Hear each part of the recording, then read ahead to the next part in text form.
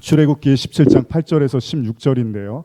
말씀이 좀 깁니다. 제가 12절까지를 좀 읽고 13절부터는 여러분과 함께 11절까지 읽고 12절부터는 여러분과 함께 읽겠습니다. 그때 아말렉 사람이 와서 이스라엘과 르비딤에서 싸우니라. 모세가 여호수아에게 이르되 우리를 위하여 사람들을 택하여 나가서 아말렉과 싸우라. 내일 내가 하나님의 지팡이를 손에 잡고 산 꼭대기에 서리라. 여호수아가 모세의 말대로 행하여 아말렉과 싸우고 모세와 아론과 훌은 산 꼭대기에 올라가서 모세가 손을 들면 이스라엘이 이기고 손을 내리면 아말렉이 이기더니 모세의 팔이 피곤함에 그들이 돌을 가져다가 모세의 아래에 놓아 그가 그 위에 앉게 하고 아론과 훌이 한 사람은 이쪽에서 한 사람은 저쪽에서 모세의 손을 붙들어 올렸더니 그 손이 해가 지도록 내려오지 아니한지라. 여호수아가 칼날로 아말렉과 그 백성을 쳐서 무찌르니라.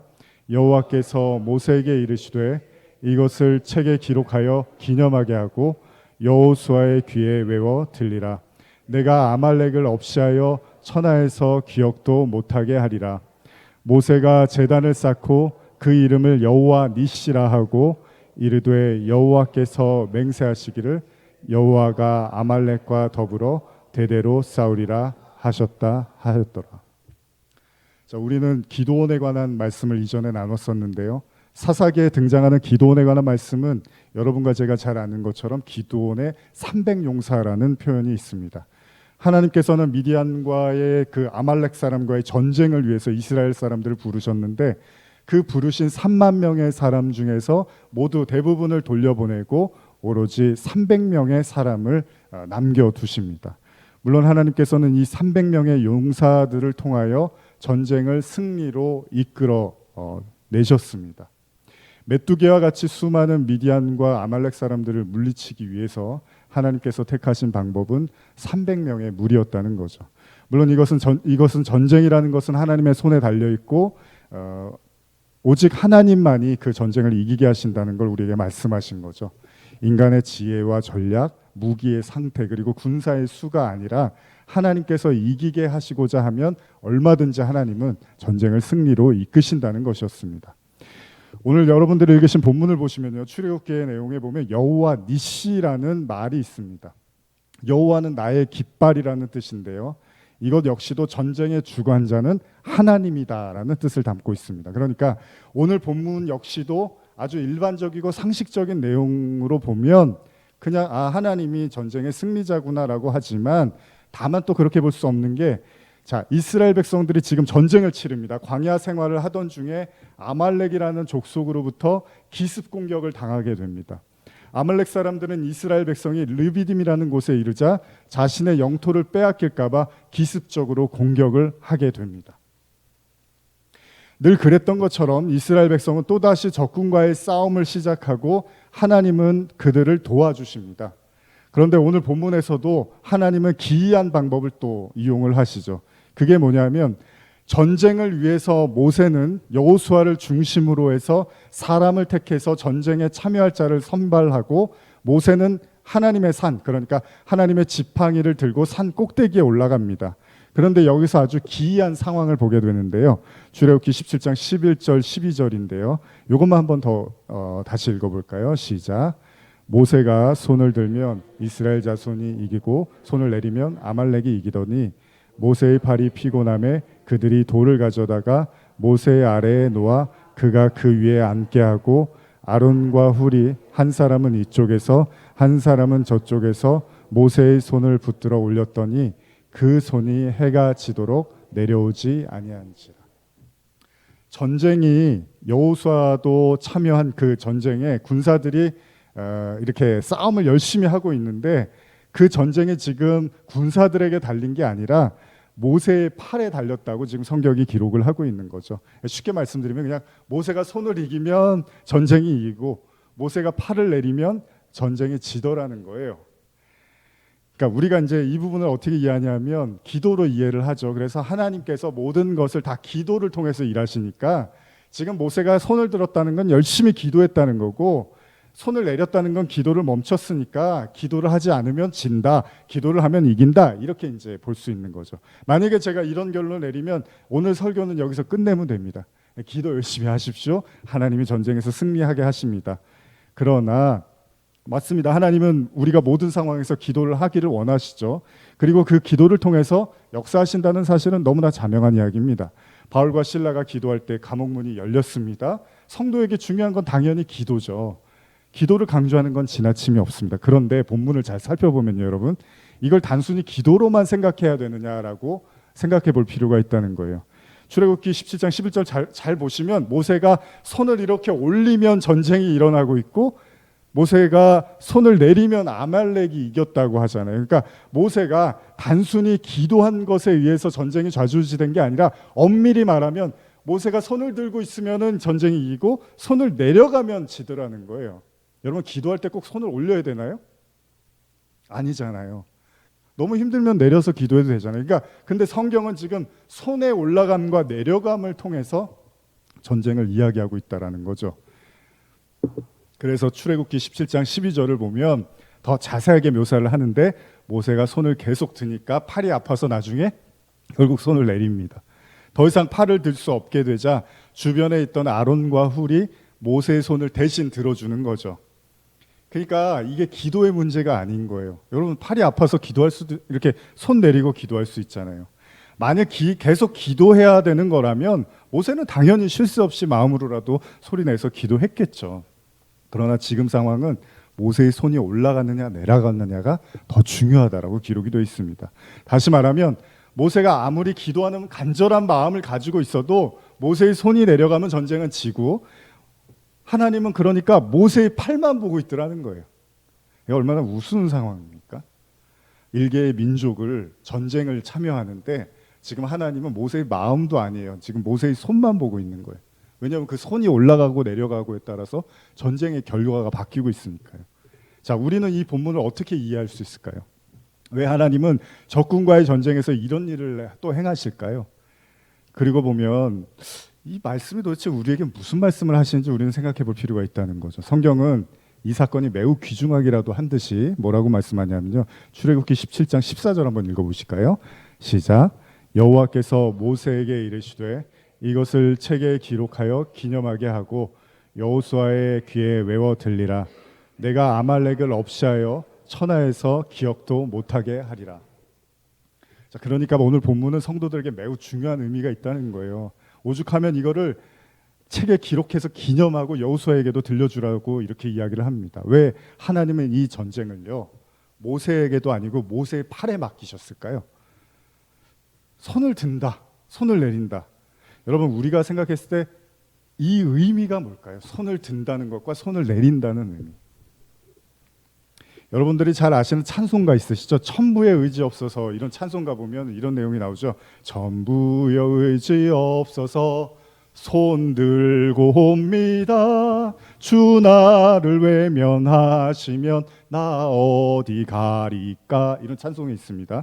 여러분들이 잘 아시는 내용이에요. 손 들고 온다는 거예요. 이게 무슨 얘기죠? 여기서 손 들고 온다라는 건 하늘의 아버지, 어디에도 내가 의지할 것이 없어서 두 손을 들고 주님께 나온다라는 얘기입니다. 이 이야기는 다른 말로 하면 내 생각과 내 지혜와 내 방법 모두 다 써봤는데 안 돼서 그냥 하나님 앞에 손을 들고 나온다라는 의미로 하나님 절대 주권으로 이해를 하는 거죠. 근데 시편에 보면요, 이런 얘기가 종종 쓰여지고 있는데 아주 그 시편 중에서 여러분 아주 그 괴로움의 절정에 있는 시편 하나가 있습니다. 물론 다른 시편들도 있겠지만 그 인간의 어떤 그 괴로움과 안타까운 마음을 아주 이렇게 토로하는 그런 대표적인 시편이 하나가 있는데 그 시편이 바로 시편 88편입니다. 한번 같이 보실까요? 제가 천천히 읽어드릴게요. 시편 88편 1절에서 이해합니다. 여호와여, 내 구원의 하나님이여, 내가 주야로 주 앞에 부르짖었사오니. 여러분도 한번 들으시면서 천천히 얼마나 이 시편 기자가 괴로웠으면 이렇게 기도했을까 한번 생각해 보세요. 나의 기도가 주 앞에 이르게 하시며 나의 부르짖음에 주의 귀를 기울여 주소서. 물은 나의 영혼에는 재난이 가득하며 나의 생명은 스올에 가까웠사오니 나는 무덤에 내려가는 자같이 인정되고 힘없는 용사와 같으며 죽은 자 중에 던져진 바 되었으며 죽임을 당하여 무덤에 누운 자 같으니이다. 주께서 그들을 다시 기억하지 아니하시나니 그들은 주의 손에서 끊어진 자니이다. 주께서 나를 깊은 웅덩이와 어둡고 음침한 곳에 두셨사오며 주의 노가 나를 심히 누르시고 주의 모든 파도가 나를 괴롭게 하셨나이다. 주께서 내가 아는 자를 내게서 멀리 떠나게 하시고 나를 그들에게 가증한 것이 되게 하셨사오니 나는 갇혀서 나갈 수 없게 되었나이다. 곤란으로 말미암아 내 눈이 쇠하였나이다. 여호와여, 내가 매일 주를 부르며 주를 향하여 나의 두 손을 들었나이다. 여러분들도 들으시면서 느끼셨겠지만 시편 기자가 지금 상당한 고통을 가지고서 이 시편을 기록하고 있습니다. 이 시편은 가장 어둡고 암울한 시편 중에 하나로 유명한 시편입니다. 88편이요. 시편의 기자가 정확히 어떤 상황에서 있었는지는 알 수 없지만 자신의 영혼이 재난으로 가득하고 있고 자신의 생명은 스올, 즉 죽음에 가까웠다고까지 표현을 하고 있습니다. 그래서 시편 기사는 자신을 무덤에 내려가는 자로도 묘사를 합니다. 자신을 또한 죽은 자 중에 던져진 무덤에 누운 자라고도 이렇게 표현을 해요. 어찌 보면 이게 무슨 성도의 기도입니까? 이거 보고 있으면 은혜가 되십니까? 제가 이걸 읽어드리면 은혜가 되십니까? 이건 굉장히 암울하고 어두운 말이죠. 그는 또한 주님께서 자신을 깊은 웅덩이와 어둡고 음침한 곳에 두셨다고까지 말하고요. 나아가서는 자신의 모든 주변이 주님으로 인해서 괴로움밖에는 없다라고까지 이야기를 합니다. 그래서 이 시편의 끝에서 시편 기자가 말하는 게 제가 현대어로 한 번 더 8절과 9절 읽어드리면 주께서는 가까이 지내던 이들마저 나를 멀리하게 하시고 나를 보기에도 역겨운 자로 여기게 하시니 나는 갇혀버린 신세에 어찌해 볼 도리가 없습니다. 너무나도 비참하여 눈은마저 짓물러 버렸습니다. 여호와여, 날이면 날마다 주께 부르짖습니다. 두 손 들어 주께 기도합니다. 그렇게 깊은 괴로움 속에서 그가 할 수 있는 게 이제 이런 괴로움을 토로하다 보니까 시편 기자가 할 수 있는 게 그냥 두 손을 든대요. 두 손 드는 것밖에는 없다라고 이야기를 합니다. 지금 시편 기자를 여러분 잘 보시면 하나님께 뭘 요구를 하고 있는 게 아니에요. 뭐 사르밧가부처럼 기근으로 먹을 게 떨어져서 좀 먹고 살 뭐를 달라고 하는 것도 아니고요. 신약에 나오는 가나안 귀신 들린 자의 어머니처럼 우리 딸을 좀 귀신에서 건져내 주십시오, 이런 것도 아닙니다. 성경에 나오는 수많은 사람들 기도 있잖아요. 그런 기도가 아니라 자기를 고통스럽게 하고 지긋지긋하게 했던 질병으로부터의 치유도 아니에요. 어떤 기도가 아니라 시편 88편의 시편 기자의 고백을 가만히 보면 자신이 상황과 환경이 너무나 암울하고 어두워서 자신의 마음이 너무 깊은 절망감에 휩싸여서 그냥 아무것도 할 수 없다라고 이렇게 이야기를 합니다. 이게 시편의 이 88편의 전체의 내용입니다. 근데 대부분 여러분들이 아시는 것처럼 그 시편의 얘기는 뭔가 이렇게 괴로움을 토로하다가 나중에는 뭘로 끝나냐면 도와달라는 말로 끝나요. 제가 이것 때문에 힘드니까 도와주세요. 그러면서 다시 이렇게 힘을 내면서 시편이 끝나는데 이 88편은 계속 이런 내용들만 반복하고 있다는 거죠. 그러니까 아무것도 할 수 없는 무력자 같은 이런 상황을 자기가 이렇게 들여다보고 있으니까 너무 괴로워서 그냥 하나님께 자기 마음을 그냥 쏟아내는 거죠. 그가 할 수 있는 건 오로지 하나님께 두 손을 들고 기도하는 것 외에는 없다라고 말을 합니다. 여러분, 다윗의 다른 시편을 보면 아까도 말씀드린 것처럼 기도하다가 막 괴로워해요. 그러다가 나중에는 은혜를 받아서 내가 여호와를 찬양하나이다, 절망아 슬픔아 더 이상 두려워하지 말아라, 뭐 이러면서 주님을 찬양합니다. 악인들을 하나님이 나에게 악인들의 손에서 건져줄 겁니다, 이러면서 다시 이렇게 회복하면서 끝나는데 이 시편의 마지막 어떻게 끝나냐면요, 16절에서 18절인데 한번 제가 읽어드릴게요. 시편 88편 16절 18절입니다. 주의 진노가 내게 넘치고 주의 두려움이 나를 끊었나이다. 이런 일이 물같이 종일 나를 애우며 함께 나를 둘러싸나이다. 주는 내게서 사랑하는 자와 친구를 멀리 떠나게 하시며 내가 아는 자를 흑암에 두셨나이다. 이게 이 88편의 마지막 내용입니다. 대책이 없어요. 하나님도 아무 말도 안 하고. 그렇다면 이 시편 88편을 읽고 우리가 얻는 교훈은 뭘까요? 여러분들은 이 시편을 읽고 나서 어떤 은혜를 받으실 수 있을까요? 이게 암울하기도 우울하기도 짝이 없는 이 신앙에는 도움이 되기는커녕 오히려 우리를 더 이렇게 어둡게 만드는 이 책이 우리에게 주는 교훈이 뭘까요? 시편 기자는 그냥 절망 속에서 푸념하면서 울부짖습니다. 그에게는 아무 희망도 없고 그리고 이제 뭘 원할 만한 힘도 없어요. 너무 괴롭다 보니까 뭐를 도와주세요. 내가 이게 됐으면 좋겠어요. 이런 마음도 없고 그냥 뻥 뚫린 마음을 그냥 하나님께 그냥 기도하는 것 같은 거죠. 그가 지금 할 수 있는 건 천부여 의지 없어서 손 들고 옵니다. 의 가사처럼 그냥 하나님을 향해서 손을 드는 것 외에는 없다는 거죠. 우리가 TV나 영화를 보시면요, 경찰이 범인을 쫓습니다. 범인이 도망가다가 경찰에게 잡히게 되죠. 경찰이 총을 거누고 뭐라 그러죠? 꼼짝 마라고 하죠. 꼼짝 말라는 건 움직이지 말고 아무것도 하지 말라는 거잖아요. 만약에 범인이 도망갈 마음이 있으면 도망갈 어떤 틈새를 찾아서 경찰을 어떻게든 이렇게 속여서 도망을 치겠죠. 그런데 자기가 이도저도 도망칠 수 없다라는 상황, 완전히 극한의 상황에 머무르면 어떻게 하죠? 할 수 있는 건 손을 들어야 돼요. 꼼짝 말라 그러면 꼼짝 마야죠. 그래서 범인은 두 손을 들고 항복을 합니다. 이걸 우리가 항복이라는 말을 쓰죠. 그러면 시편 88편의 내용을 가만히 들여다보면, 가만히 보면 이 시편의 기자가 어떻게 보면 하나님 앞에서 지금 뭘 한 거예요? 항복을 하는 느낌을 받는 거예요. 그러면 만약에 그렇다면 하나님은 또 왜 그 사람에게 두 손 들 수밖에 없게끔 하셨을까요? 성경을 보면요, 우리가 일반적으로 생각하는 거하고 아주 다른 경우들이 많이 있습니다. 고린도후서 12장 7절에서 10절 한번 보실까요? 고린도후서 12장 7절에서 10절입니다. 같이 한번 읽어보겠습니다. 시작. 여러 계시를 받은 것이 지극히 크므로 너무 자만하지 않게 하시려고 내 육체의 가시 곧 사탄의 사자를 주셨으니 이는 나를 쳐서 너무 자만하지 않게 하려 하심이라. 이것이 내게 떠나가게 하기 위하여 내가 3번 주께 간구하였더니 나에게 이르시기를 내 은혜가 내게 족하도다. 이는 내 능력이 약한 데서 온전하여짐이라 하신지라. 그러므로 도리어 크게 기뻐함으로 나의 여러 악한 것들에 대하여 자랑하리니 이는 그리스도의 능력이 내게 머물게 하려 함이라. 그러므로 내가 그리스도를 위하여 약한 것들과 능욕과 궁핍과 곽해와 곤고를 기뻐하노니 이는 내가 약한 그때에 강함이라. 여러분, 이 본문을 제가 왜 읽어드리냐면 이 본문이 중요한 게, 오늘 한번 이 본문을 다른 각도에서 보세요. 이 본문이 어디에 나오는 줄 아십니까? 바울이 삼층천을 언급을 한 다음에 나오는 본문입니다. 삼층천은 뭐죠?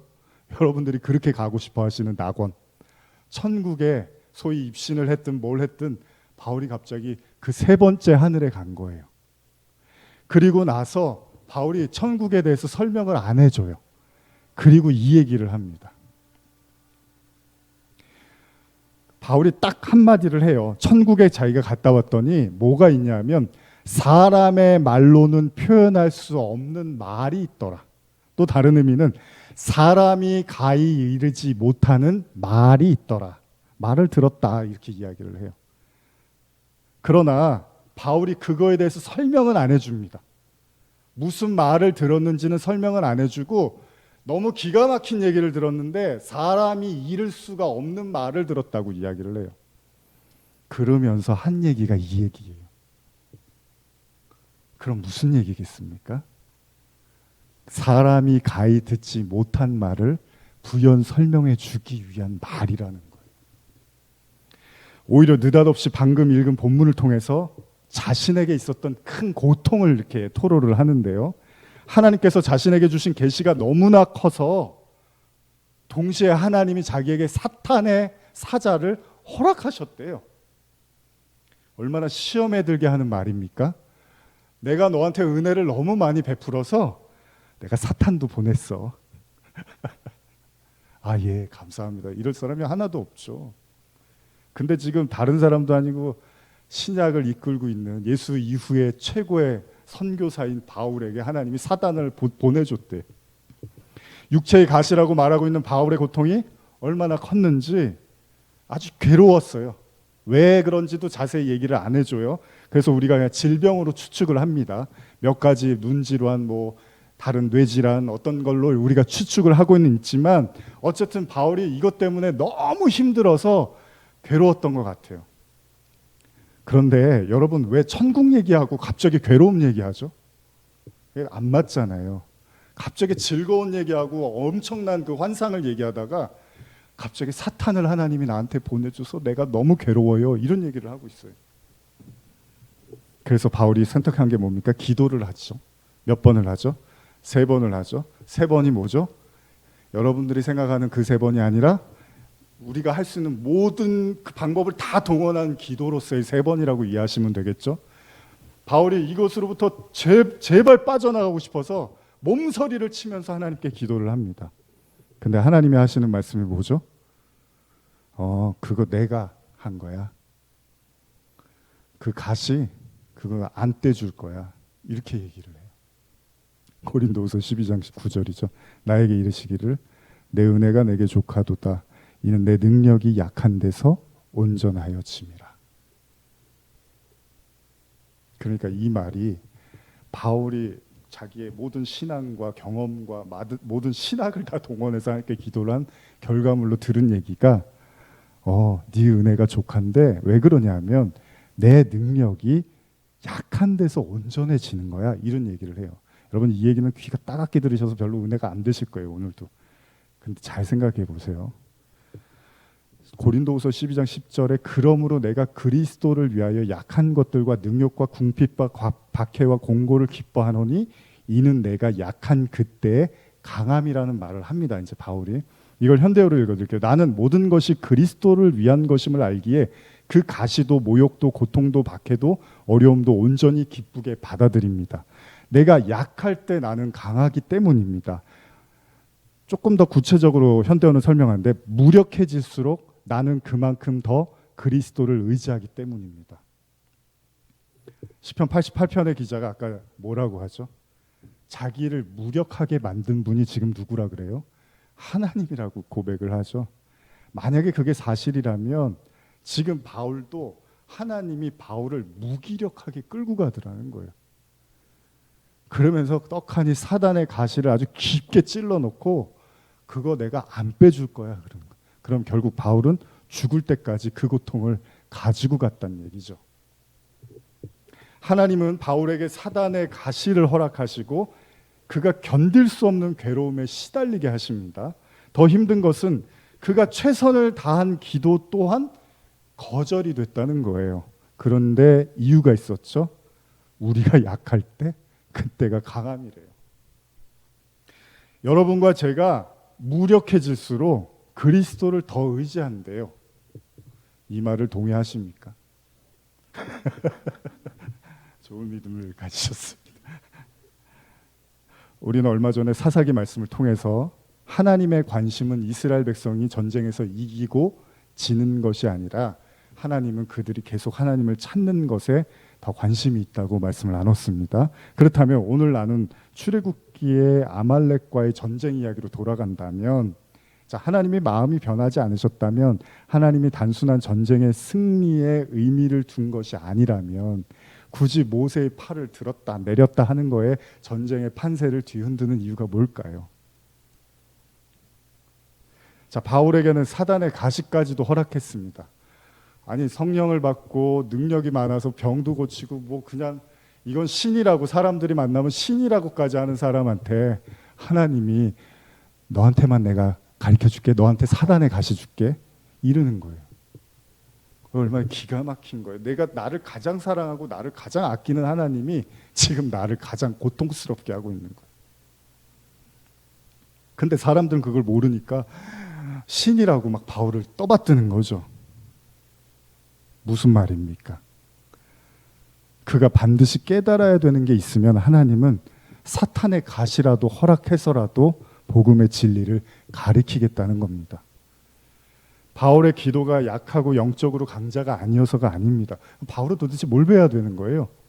그거보다 훨씬 더 중요한 가치를 가르치시는 건데, 그게 뭐냐 하면 그 가치를 위해서 중한 고통을 허락하셨다는 거잖아요. 그러고 나서 바울이 3층 천 이야기를 하고 인간에 이르지 못하는 말, 다른 언어, 즉 약할 때 그때가 강함이라는 인간이 이해할 수 없는 말을 하게 됩니다.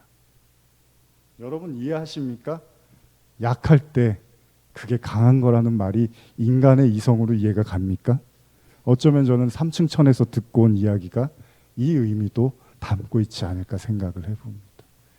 아마 쉽게 이해 안 되실 겁니다. 그래서 설교를 계속 하겠습니다. 약할 때 그때가 강함이라. 여기에 가장 잘 부합된 사건이 하나 있죠. 성경의 대표 사건 뭐죠? 십자가. 사망에 거하는 모든 인류, 그 악랄한 죄를 짓고 아주 질기고 질긴 그 죄인된 인간, 하나님과 원수된 그 인간을 구원하기 위한 예수의 방법은 십자가였습니다.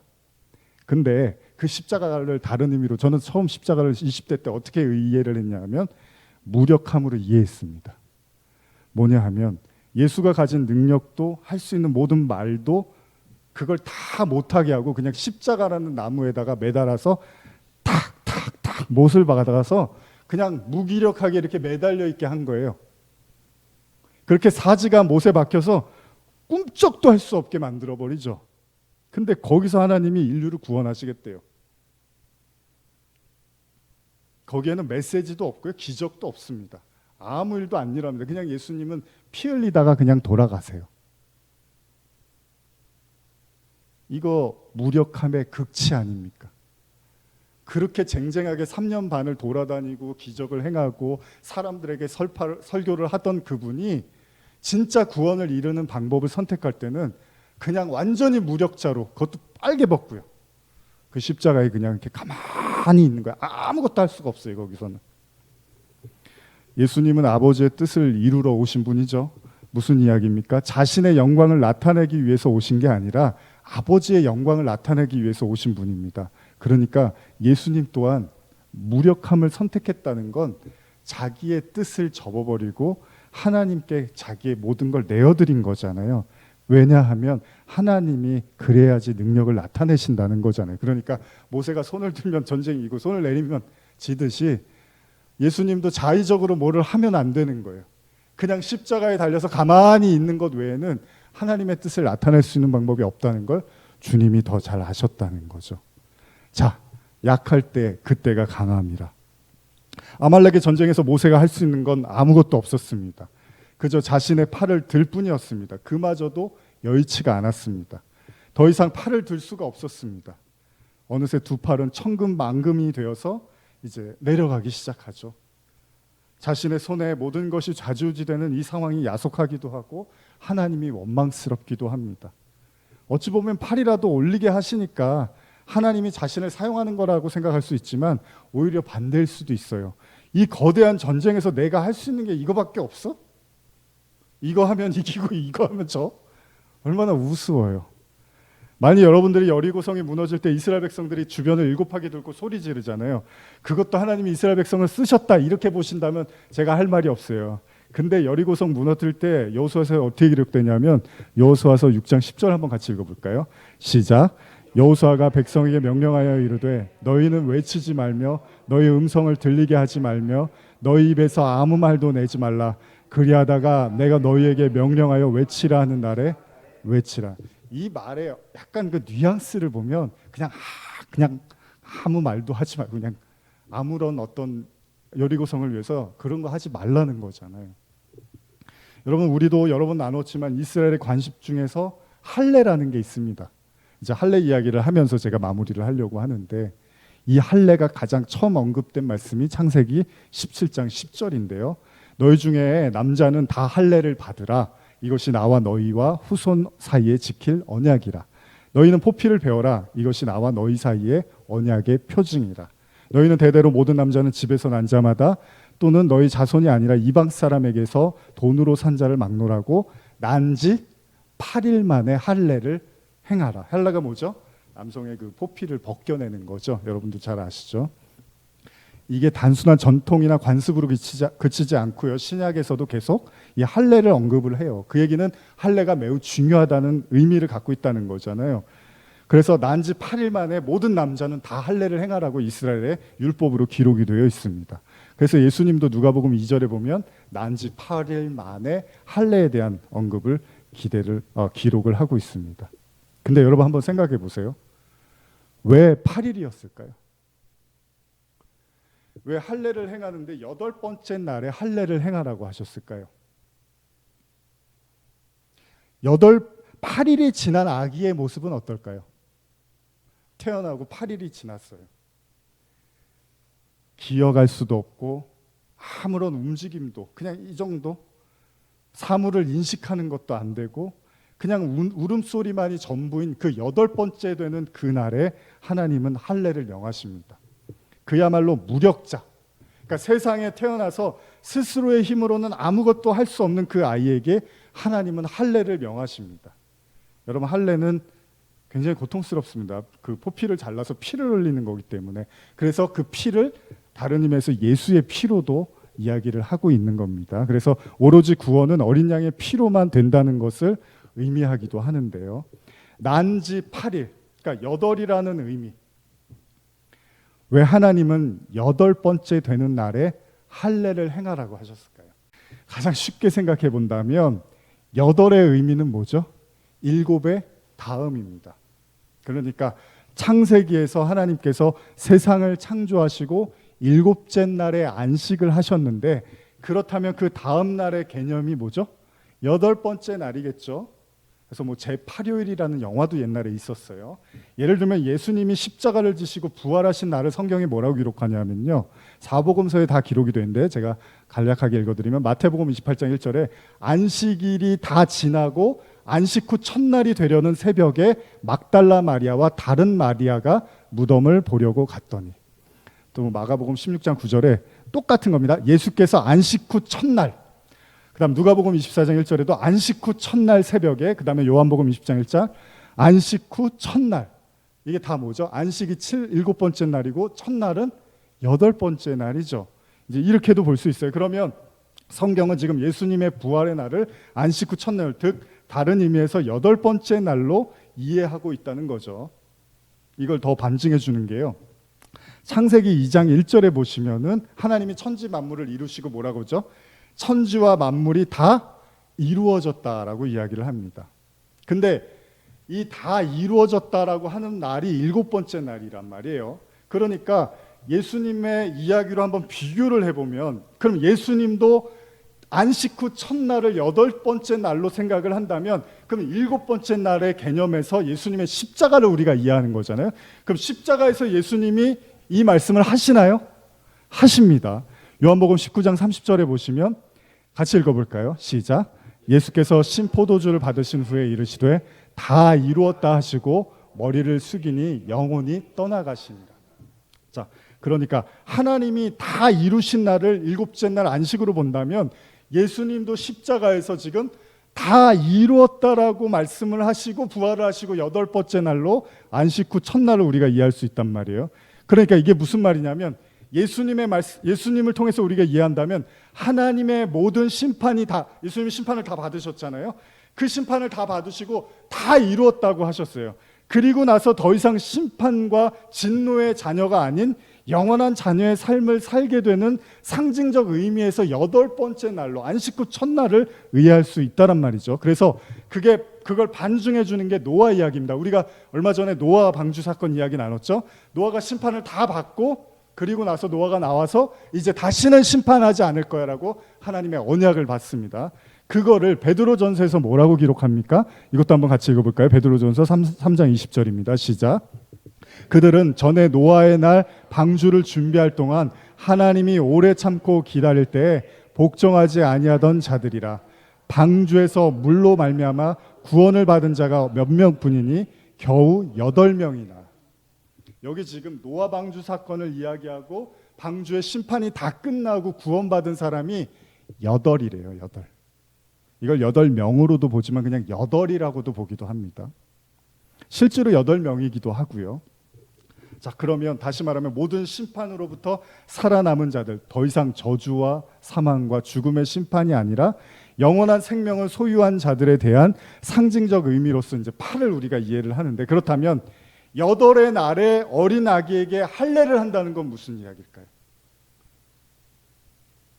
잘 생각해 보십시오. 여기서 이제 마무리를 제가 할 건데 한번 잘 들어보세요, 여러분. 예수님이 십자가에서 아무것도 할 수 없고 무력한 상황에서 예수님이 하신 말씀이 다 이루었도다 였습니다. 그러면 8의 날에 할례를 한다는 건 그 8, 난지 8일 된 아이는 아무것도 할 수 없는 아이예요. 그런데 그 아이를 할례를 하고서 하나님의 백성으로 삼아 버리시겠다는 건 아무런 힘도 쓸 수 없는 하나님의 백성을 구원하시겠다는 거잖아요. 하나님의 은혜로. 그러면 할례를 베푸는 시점이 갓 태어난 가장 무력한 시점이라면 예수님의 십자가도 마찬가지로 다 이루었다고 말했지만 결국 십자가에서 꽁꽁 묶인 상태였다는 거죠. 그 영단번의 제사가 완성되는 시점, 죽을 수밖에 없는 죄인들이 한 번의 제사로 구원을 받은 그 십자가의 시점, 다 이룬 그 시점에 예수님이 하신 또 다른 말씀이 뭐죠? 다 이뤘다고 말씀하시기 전에 하신 또 다른 말씀. 엘리 엘리 라마 사박다니. 나의 하나님, 나의 하나님, 어찌하여 나를 버리시나이까. 참 이상하지 않습니까? 예수님이 모든 걸 다 이루었다고 하기 직전에 동시에 하신 말씀은 왜 나를 버리시냐는 거예요. 성경에는 세세하게 나와 있지는 않습니다. 그런데 분명한 건 예수님이 하나님께 왜 나를 버리십니까? 라고 하시고 다 이루었도다 그러고 왜 버리셨습니까? 이렇게는 안 했을 거 아니에요. 그러니까 왜 버리셨습니까? 하고 나서 다 이루었도다. 여러분, 오늘 말씀은 두고두고 기억하셔야 됩니다. 버림받았는데 다 이루었도다. 완전한 버림받음이 다 이루었도다. 예수님은 다함 속에서 처절하게 죽어가고 계실 때 하나님은 그걸 완성이라고 말씀하고 계십니다. 그 고통이 얼마나 컸기에 예수님은 아버지를 향해서 왜 나를 버리시냐고 아주 절규를 합니다. 그런데 하나님은 다 이루었네 라고 말을 해요. 완벽한 분리를 통한 완벽한 결합, 이 이야기 잘 들어보세요.